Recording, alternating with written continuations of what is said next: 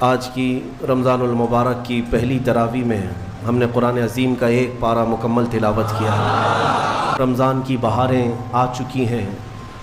کسی مہمان کے انتظار کرتے کرتے جب وہ گھر آ جاتا ہے تو خوشیاں دوبالا ہو جاتی ہیں۔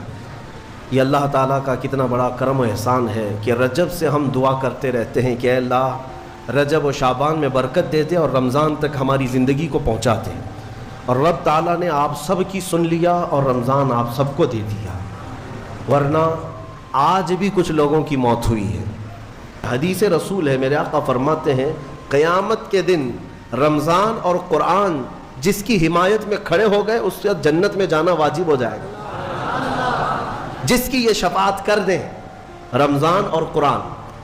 اور ساتھ میں میرے آقا صلی اللہ علیہ وسلم نے یہ بھی فرمایا یاد رکھو رمضان اور قرآن جس کے خلاف کھڑے ہو گئے تو پھر اس کو دوزخ میں جانا واجب ہو جائے گا۔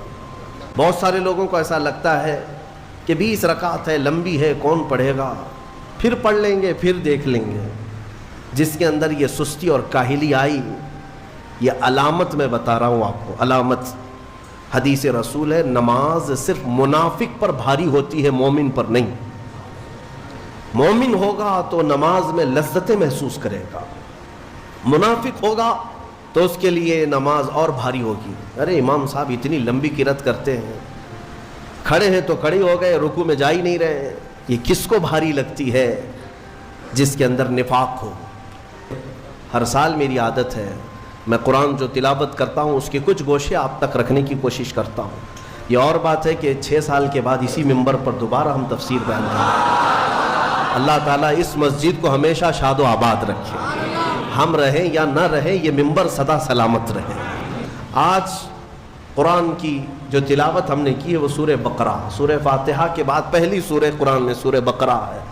سورہ بقرہ سب سے بڑی سورہ ہے قرآن پاک میں، تقریباً 2.5 پارے پر مشتمل ہے، 280 کے قریب آیات ہیں، اور سورہ بقرہ کی بڑی برکتیں بھی ہیں۔ ایک روایت میں ملتا ہے کہ پورے قرآن کا جو کچھ بھی مضمون ہے اللہ نے وہ سب سورہ بقرہ میں بیان کر دیا۔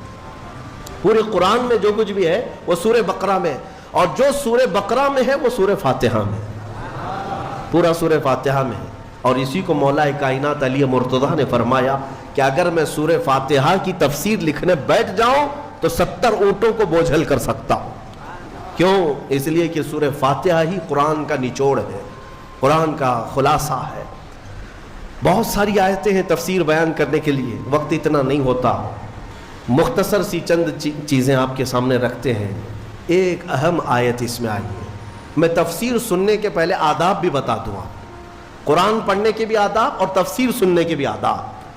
ظاہر سی بات ہے کچھ آداب وہ ہیں جو ظاہر سے تعلق رکھتے ہیں، وضو سے ہونا چاہیے نماز قرآن پڑھنے کے لیے، لا یمسہ الا المطہرون، اس کو صرف اور صرف پاکیزہ لوگ چھوئیں گے۔ کس کو؟ قرآن پاک کو۔ تلاوت کرنے کے لیے وضو شرط ہے یا نہیں؟ چھونے کے لیے سب کو پتا ہے۔ ادب یہی ہے، ظاہری ادب یہ ہے کہ پاک رہے، جنوبی نہ رہے، حیض و نفاس والی عورت نہ رہے۔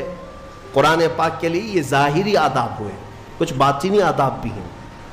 قرآن پڑھنے کے لیے کچھ باطنی آداب بھی ہیں۔ تم 10 بار نہا لو، 10 بار وضو کر لو، قرآن کو ظاہری آداب کے اعتبار سے چھو تو سکتے ہو، باطنی آداب میں سب سے پہلی شرط یہ ہے قرآن پڑھنا ہو یا سننا ہو تو عشق مصطفیٰ ہونا چاہیے۔ ہاں، بغیر حب مصطفیٰ کے اگر قرآن پڑھے گا تو پھر گمراہی کی طرف بھی جا سکتا ہے۔ قرآن تو قرآن ہے۔ حدیث رسول کے بارے میں کہا گیا، بخاری شریف کے بارے میں، کہ بے عشق مصطفیٰ پڑھتے ہیں جو بخاری، سنا ہے نا آپ نے؟ بے عشق مصطفیٰ جو پڑھتے ہیں بخاری، آتا ہے بخار ان کو آتی نہیں بخاری، بخار آ جائے گا لیکن بخاری نہیں آئی۔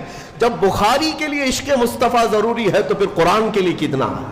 اس لیے سب سے پہلی چیز میں آپ کو یہ بتا دوں، قرآن پڑھنا ہے یا سننا ہے، عشق مصطفیٰ شرط ہے۔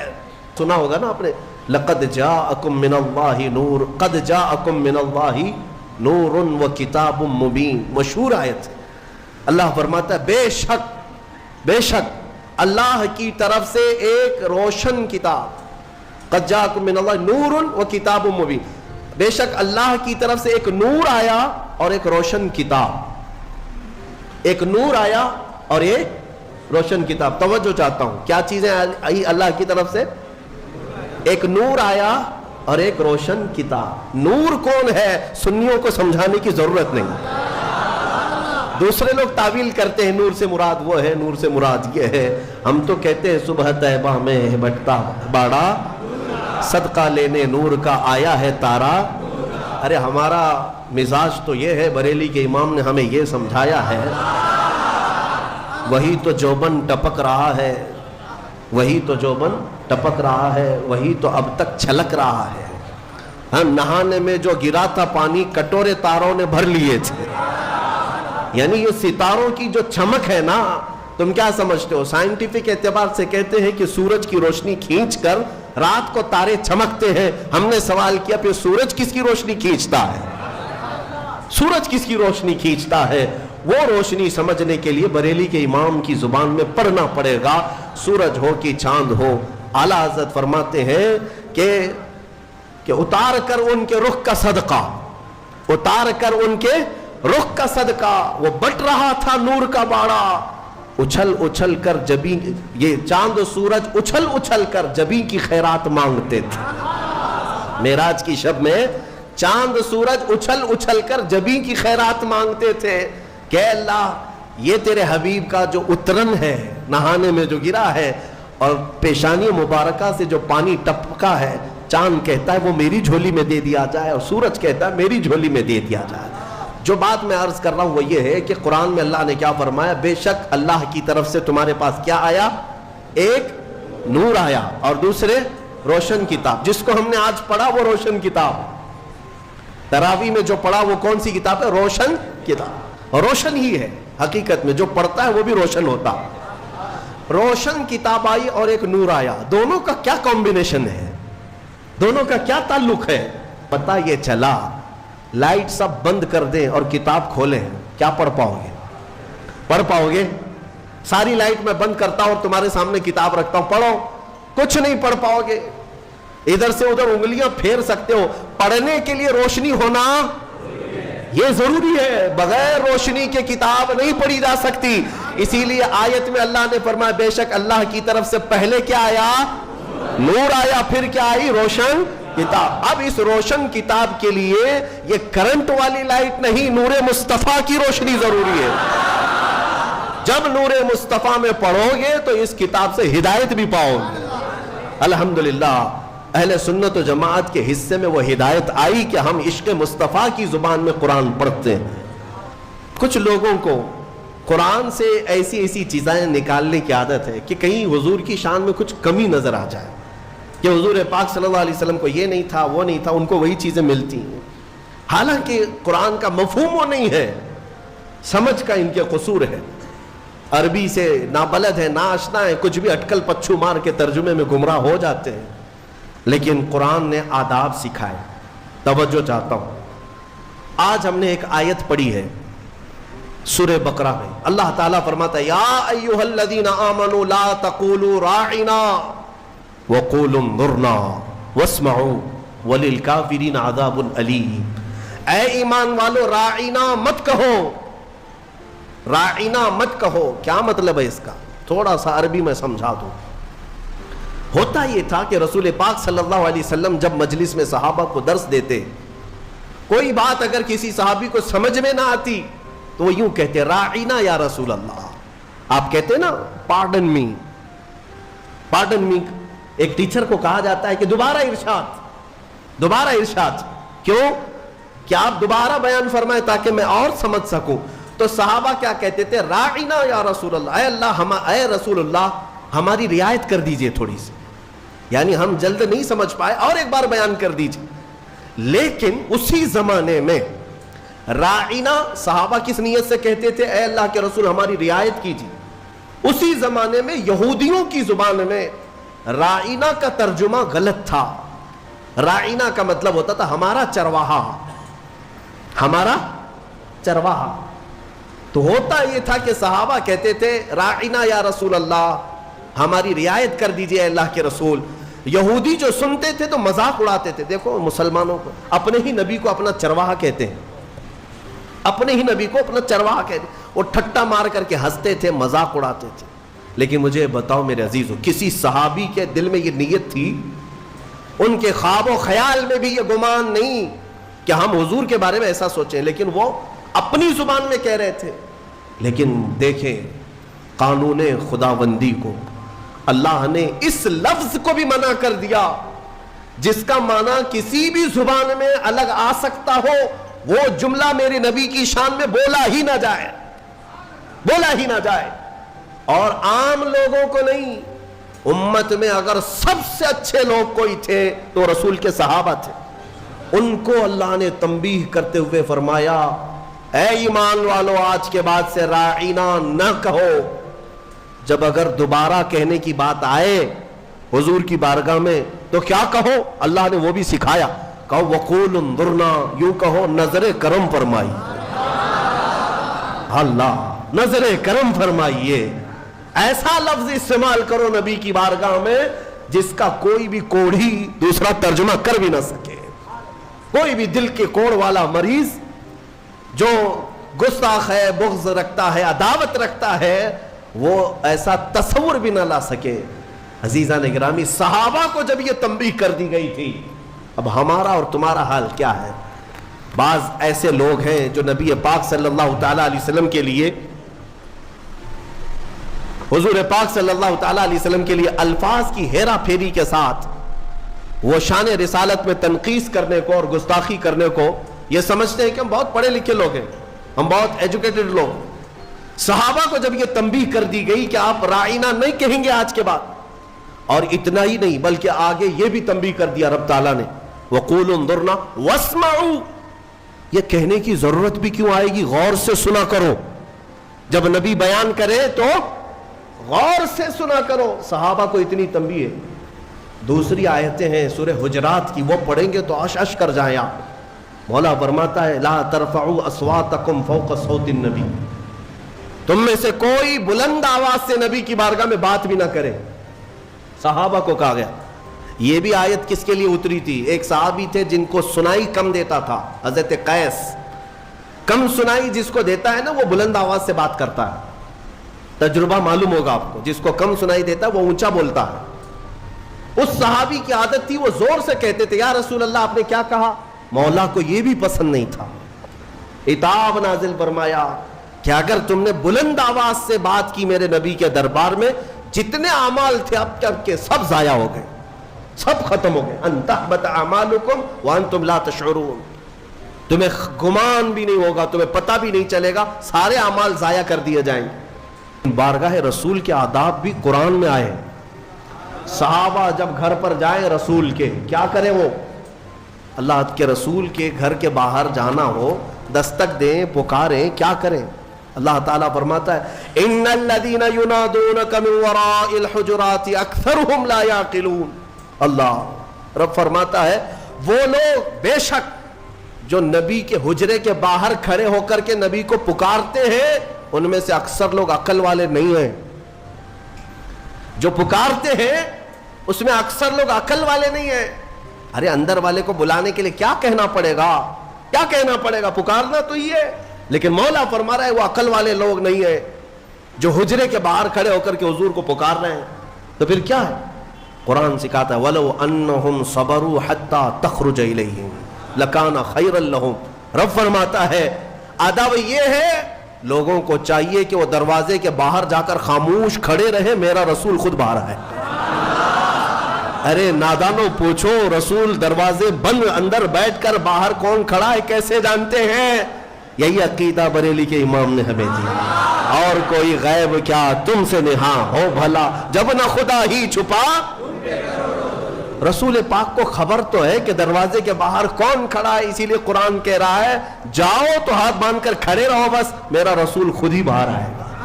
ہم یہاں سے پکارے وہ وہاں سے سنے، مصطفیٰ کی سماعت پہ دور و نزدیک کے سننے والے وہ کان، کانے لالے کرامت پہ. اسی لیے سنیوں میں کہتا ہوں کہ تفسیر بھی سننا ہو تو عشق مصطفیٰ کے ساتھ سنو. ابھی سوشل میڈیا میں گمراہی پھیلانے والے کئی ایسے موسمی کیڑے آتے رہتے ہیں، اور آج مجھے جوانوں کو بتانا اس لیے بھی ضروری ہے کہ یہ اپنا آدھا دین جو ہے سوشل میڈیا پر ہی سمجھ بیٹھے ہیں. ہاں ان کا سب سے بڑا استاد تو علامہ گوگل ہے. مولانا گوگل سے پوچھیں گے، نام بھی اسی سے پوچھیں گے، مسئلے بھی اسی سے پوچھیں گے، اور گوگل صاحب سب بتا دیتے ہیں. تو جس کا استاد گوگل ہے وہ سنے. ہر چیز اس میں جو آ جاتی ہے وہ صحیح نہیں ہوتی. ہاں شہد دکھائے زہر پلائے، قاتل ڈائن شوہر کش، اس مردار پہ کیا للچانا دنیا دیکھی بھالی. اعلیٰ حضرت نے اس کی بہت پہلے تشریح کر دی تھی. یہ وہ دنیا ہے جو تمہیں شہد دکھاتی ہے اور زہر پلاتی ہے. ایک شخص آیا، وہ کہتا ہے کہ صرف قرآن، اس میں کسی حدیث کی ضرورت نہیں، حدیث لینا ہی نہیں ہے، نہ بخاری نہ مسلم نہ ترمذی نہ ابو داؤد نہ نسائی نہ ابن ماجہ نہ مشکات، کوئی حدیث نہیں چاہیے، قرآن ہی چاہیے، صرف قرآن سے. ہمیں یہ خبر ملی، کچھ نوجوان اس میں بہکتے چلے گئے. ہاں قرآن ہی تو سب کچھ ہے اس کے اندر. جب اللہ نے فرمایا سارا بیان ہم نے قرآن میں اتار دیا ہے، کوئی خشکی تری چھوڑا ہی نہیں، سب کچھ قرآن میں ہے، تو پھر حدیث کی کیا ضرورت؟ وہ شک ڈالتے ہیں. ارے ظالم تو یہ تو بتا یہ قرآن اترا کس پہ ہے؟ یہ قرآن کہاں سے آیا؟ کون بتایا یہ آیت ایسی ہے؟ حضور کو چھوڑے گا تو ایک آیت بھی تجھے نہیں ملے گی. قرآن کس نے سنایا؟ ارے حضور پر وحی اترتی تھی، حضور سنائے صحابہ کو تو قرآن لکھا گیا. اگر حضور بیان نہ کرتے تو کیا قرآن آتا؟ آج نبی پاک کو چھوڑ کر کچھ لوگ یہ کہتے ہیں کہ کسی حدیث کی ضرورت نہیں، صرف قرآن. اے میرے عزیزوں، اس طرح کی گمراہیوں سے اپنے آپ کو بچا لو. میں حدیث میں یہ بھی بتا دوں، حضور پاک صلی اللہ علیہ وسلم نے یہ بھی بشارت 1400 سال پہلے دی. فرمایا ایک زمانہ تم پر آئے گا، ایک شخص آئے گا جو تکیے پر ٹیک لگا کر بیٹھا رہے گا اور پھر لوگوں سے کہے گا کہ صرف قرآن ہی کافی ہے، کسی حدیث کی ضرورت نہیں. حضور نے 1400 سال پہلے بتایا تھا. حضور نے یہ بھی فرمایا یہ وہ لوگ ہیں جن کے لیے قرآن حلق سے نہیں اترتا، انہیں قرآن کی سمجھ نہیں ہے، لیکن وہ قرآن کے ذریعے پوری دنیا کو گمراہ کرنے کی کوشش کرتے. اے میرے عزیزوں، قرآن کو صرف گوگل سے نہیں، صرف فیس بک سے نہیں، بلکہ علماء صالحین باعمل عاشقان مصطفیٰ سے پڑھا کرو، تو پھر تمہیں ہر آیت کا مفہوم بھی سمجھ میں آ جائے، ورنہ ادھر کا ادھر مارتے رہ جاؤ گے. میں آپ کو بتاؤں ایک مثال. اللہ نے اپنے رسول سے فرمایا وَوَجَدَكَ ضَالًّا فَهَدَى، سورہ والضحیٰ میں اللہ نے فرمایا وَوَجَدَكَ ضَالًّا فَهَدَى. ضال کا مطلب عربی میں گمراہ، بھٹکا ہوا ہے. ایک معنی یہ ہے. ایک خصوصیت ہے عربی کی، ایک ورڈ کے کئی معنی آتے ہیں، عربی کی خصوصیت ہے. کچھ الفاظ تو ایسے ہیں جن میں ایک ورڈ ہے 70 معنی ہیں، الگ الگ معنی نکلتے ہیں. یا عقل والا دیکھ کر کے ترجمہ کرے گا یہاں کیا مراد ہے. فار ایگزامپل العین، یہ عربی کا ایک ورڈ ہے جو آنکھ کو بھی کہتے ہیں، گھٹنے کو بھی عین کہتے ہیں، سورج کو بھی عین کہتے ہیں، پانی سے جو چشمہ نکلتا ہے نا سوتا، اسے بھی عین کہتے ہیں، اور پوری ذات کو بھی عین کہتے ہیں. کتنے معنی ہو گئے؟ سب ڈیفرنٹ ہیں. تو اب اگر کہیں یہ کہہ دے کسی نے یہ کہہ دیا کہ میری عین سے پانی آ رہا تھا، تو ترجمہ کرنے والا ہے کہ ہاں مولانا کے گھٹنے سے پانی آ رہا تھا. ہاں، یا ترجمہ یہ کرو شاید مولانا کے سورج سے پانی آ رہا تھا. ارے میاں یہاں سورج کہاں سے آ گیا؟ ہاں، عقل والا اتنا تو ترجمہ کرے گا. اگر یہ کہہ رہے میری عین سے پانی آ رہا تھا تو شاید ان کی آنکھ سے پانی آ رہا تھا. سمجھ میں آیا؟ ہاں، اتنی تو سمجھ ماشاءاللہ ہمارا مجمع رکھتا ہے. اگر میں ایک جملہ کہہ دوں تو ترجمہ آپ خود ہی کر لیں گے. مثال کے طور پر اگر میں یہ کہہ دوں عربی میں کہ آج عین 6:30 بجے نکل گیا، تو آپ ترجمہ کیا کریں گے؟ مولانا کا گھٹنا 6:30 بجے نکل گیا، یہ کریں گے؟ آپ کیا کریں گے؟ سچ بتاؤ. سورج. الحمدللہ، یہ عقل ہے، یہ اتنی سمجھ ہے کہ سورج آج 6:30 بجے نکل گیا، یہ مطلب ہے. لیکن آؤ، جس کی مت ماری جاتی ہے، جس کے اندر عشق مصطفیٰ نہ ہو، کوڑ ہو، وہ ایسی ترجمے کرتا ہے. ضال کا مطلب ہوتا ہے راستہ چھوڑا ہوا، بھٹکا ہوا. لیکن کچھ اچھے معنی بھی آتے ہیں اس کے، کچھ اچھے معنی بھی آتے ہیں. لیکن اچھے مکھی کو کہاں نظر آتے ہیں؟ وہ جسم میں جہاں زخم ہوگا وہیں بیٹھے گی نا، زخم جہاں دیکھتی وہاں بیٹھے گی، کیونکہ مکھی کو پیپ پینے کا شوق ہے، خون پینے کا شوق ہے، اچھی جگہ نہیں بیٹھے۔ بہرحال بلا تشبیہ و بلا تمثیل، حضور پاک صلی اللہ علیہ وسلم کو جب اللہ نے فرمایا وَوَجَدَكَ ضَالًّا فَهَدَىٰ، اے محبوب ہم نے آپ کو ضال پایا، تو کچھ لوگوں نے یہاں یہ تیر مار دیا، اے رسول ہم نے آپ کو بھٹکا ہوا پایا تو اب ہدایت دے دیا، آپ کو گمراہ پایا تو ہدایت دے دیا۔ ظالموں، اگر رسول ہی گمراہ ہے تو پھر امت کو کیا ہدایت دے؟ وہ خود بھٹکے ہوئے اگر تھے تمہارے ترجمے کے حساب سے، بے عشق مصطفیٰ جب اس طرح کی تک بندیاں کرو گے، تیر مارو گے تو یہی ہوگا۔ ان سے جا کر پکڑ کر کوئی پوچھے کہ رسول گمراہ کب تھے، کب تھے کہ اللہ نے انہیں ہدایت دیا؟ اگر وہ بھٹکے ہوئے تھے، گمراہ تھے اور اللہ نے ان کو ہدایت دیا تو ہمارا عقیدہ ہی ختم ہو گیا کہ رسول معصوم ہوتے ہیں، عقیدہ ہی ختم ہو جائے۔ اسی لیے پھر ایسے جملوں کو سمجھنے کے لیے عشق کے امام کے دربار میں جانا ہو، جو حضور کی محبت بھی رکھتا ہو، اور وہ بریلی کے امام کی بارگاہ میں جب ہم پہنچتے ہیں، پوچھتے ہیں وَوَجَدَكَ ضَالًّا فَهَدَىٰ کا کیا مطلب نکلتا ہے، تو وہ عشق میں ڈوبی ہوئی زبان سے کہتا ہے اے محبوب ہم نے آپ کو اپنی محبت میں خود رفتہ پایا تو اپنی طرف راستہ دے دیا۔ کیا ترجمہ ہے؟ خود رفتہ کا مطلب کیا ہوا؟ محبوب کو ڈھونڈنے کے لیے کبھی کوئی ادھر جا رہا ہے کبھی ادھر جا رہا ہے، اس کو بھٹکا ہوا نہیں کہتے، اپنے محبوب کو تلاش میں سرگرداں ہے۔ ترجمہ کا حق بھی ادا کیا اور بارگاہ رسول کا ادب بھی محفوظ ہے۔ اس لیے میں کہتا ہوں کہ پہلے نور کی ضرورت ہے پھر روشن کتاب، اگر نور نہ ہو تو روشن کتاب نہیں نظر آئے گی۔ کوئی تفسیر ہماری، کوئی مجلس اور کوئی محفل ہماری ذکر مصطفیٰ سے خالی نہ ہونے پائے، اس لیے کہ ہمیں جو کچھ بھی ملا ہے یا رسول اللہ وہ تمہاری بدولت ملا ہے، اور اگر ہماری زبانیں تمہارا ذکر نہ کرے تو پھر یہ زبان کس کام کی ہے؟ دہن میں زبان تمہارے لیے، بدن میں ہے جہاں تمہارے لیے، یا رسول اللہ ہم آئے یہاں تمہارے لیے، اٹھے بھی وہاں، جب ہم انہی کے لیے آئے ہیں تو پھر کیوں نہ ان کا ذکر کریں۔ اللہ تبارک و تعالی ہمیں کہنے سننے سے زیادہ عمل کی توفیق عطا فرمائے۔ سورہ بقرہ کی وہ تفسیر، پچھلی تفسیریں ہوں گی، آپ اس کو بھی سن لیں، ہم نے کافی سالوں سے جو تفسیریں کی ہیں موجود ہے، اس میں جو آیتیں آئی ہیں اجمالاً اگر میں ذکر کروں تو پہلے اللہ نے ایمان والوں کی تعریف فرمائی۔ سب سے پہلے جو شروع ہو رہا ہے یؤمنون بالغیب، وہ لوگ جو غیب پر ایمان لاتے ہیں، اللہ نے ایمان والوں کی تعریف کی۔ اس کے بعد کافروں کی مذمت کی کہ کچھ کافر ایسے ہیں جن کے دلوں پر اللہ نے مہر لگا دی، انہیں کچھ اب سمجھ میں نہیں آئے گا۔ ختم اللہ علی قلوبہم وعلی سمعہم وعلی ابصارہم غشاوہ، ان کے دلوں پر مہر لگا دی گئی، ان کی آنکھوں پر پردہ پڑا ہے، ان کے کانوں کو کچھ نہیں سنائی دے گا۔ کیا؟ حق بات نہیں نظر آئے گی، حق بات نہیں سنائی دے گی، حق بات سمجھنے کی طاقت نہیں ہوگی۔ آج بہت سارے ایسے ہیں جو اسلام کی حقانیت کو آنکھوں کے سامنے دیکھ رہے ہیں، مگر یہ ابو جہل کی اولاد ماننے کو تیار نہیں مانے گی۔ ہاں، ان کے دلوں پر اللہ نے مہر لگا رکھی ہے، یہ دشمنی میں اس قدر آگے بڑھیں گے، ان کو نماز سے چڑ ہے، اذان سے چڑ ہے، قرآن سے چڑ ہے، برقعے سے چڑ ہے، ٹوپی سے چڑ ہے، داڑھی سے چڑ ہے۔ کیوں چڑ ہے؟ دل پر جو مہر لگی ہوئی ہے، دل پر جو مہر لگی ہوئی ہے۔ ان کا کام کیا ہے؟ ان کو کیا کرو گے آپ؟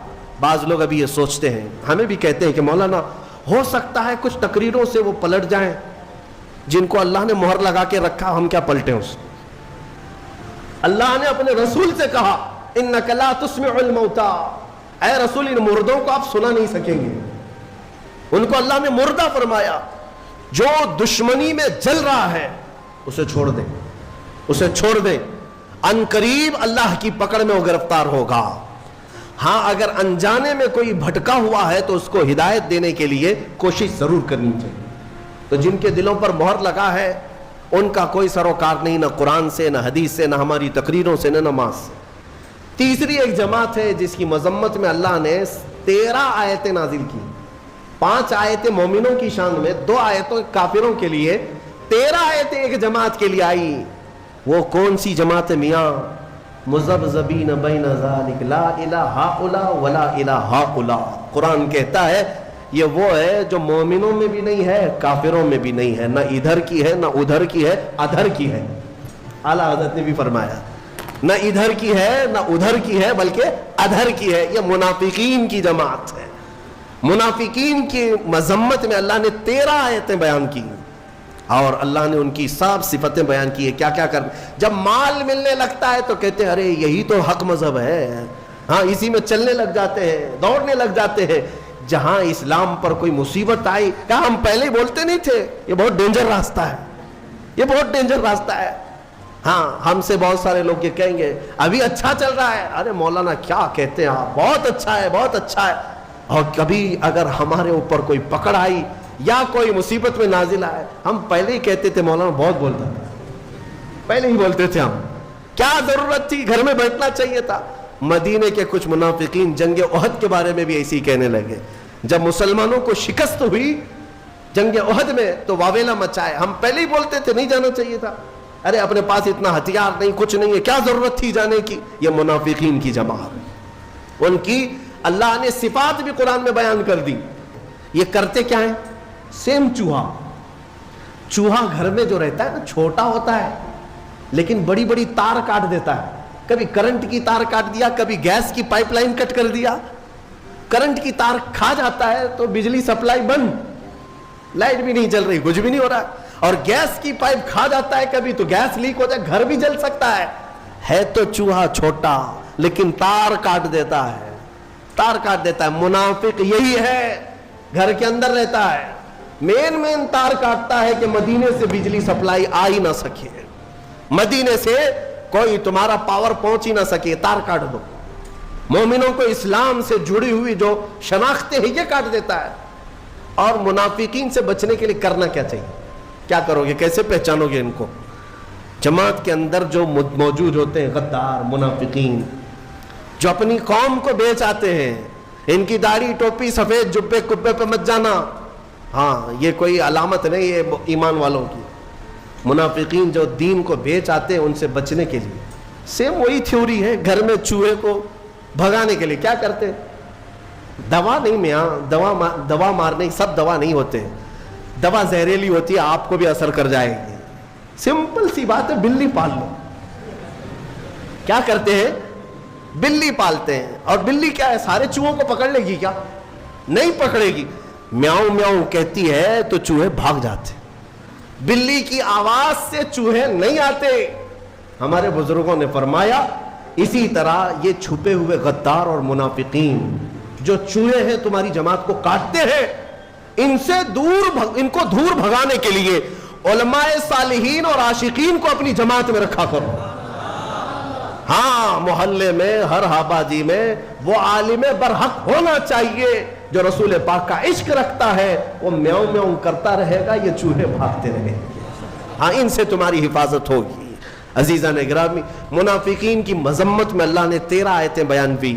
اس کے بعد اس بارے میں آدم علیہ السلام کی تخلیق کا ذکر ہے، موسیٰ علیہ السلام کی امت کا ذکر ہے، اور سورہ بقرہ جس وجہ سے یہ ہوئی ہے نام اس کا، وہ پورا واقعہ موجود ہے۔ بنی اسرائیل میں ایک گائے کو ذبح کیا گیا تھا۔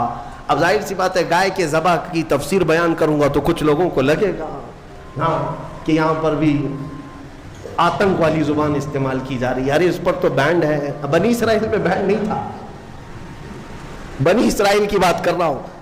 مولانا ابھی اگر یہ گائے کے ذبح کی بات کر رہے ہیں تو آپ کو معلوم ہونا چاہیے، یہ پچھلے 2 سال کی پہلے کی بات ہے، مجھے خواب و خیال میں بھی نہیں تھا۔ سورہ بقرہ کی ہم تفسیر کر رہے ہیں، کوئی صاحب کہہ رہے ہیں گائے پر تو بند ہے نا، ارے میاں بنی اسرائیل میں بند نہیں تھا، وہ 4000 سال پہلے کی جماعت ہے، ان کے زمانے میں، اور وہ بھی کھانے کے لیے نہیں، وہ تو حضرت موسیٰ علیہ السلام کا ایک معجزہ ظاہر کرنا تھا۔ ایک آدمی قتل ہو گیا تھا، مرڈر ہو گیا تھا، اس کو کس نے مارا یہ معلوم کرنا تھا، تو اللہ تعالیٰ کی حکمت ہے، اللہ نے اس قوم کو حکم دیا موسیٰ علیہ السلام کی زبان کے ذریعے سے، جاؤ ایک گائے ذبح کرو۔ اور وہ گائے بھی کیسی، جو کسی کھیت میں نہ جوتی ہو، نہ کسی نے اس کو خود سے پالا ہو، وہ اپنے آپ سے پلی ہو، اور کلر بھی اس کا نہ سفید نہ کالا بلکہ پیلے کلر کی ہو، بچی بھی نہ ہو بوڑھی بھی نہ ہو، بالکل جوان ہو، ایسی گائے کہاں ملے گی؟ بنی اسرائیل ڈھونڈ کر کے لائے، وہ بھی بڑی قیمت میں۔ کتنی قیمت؟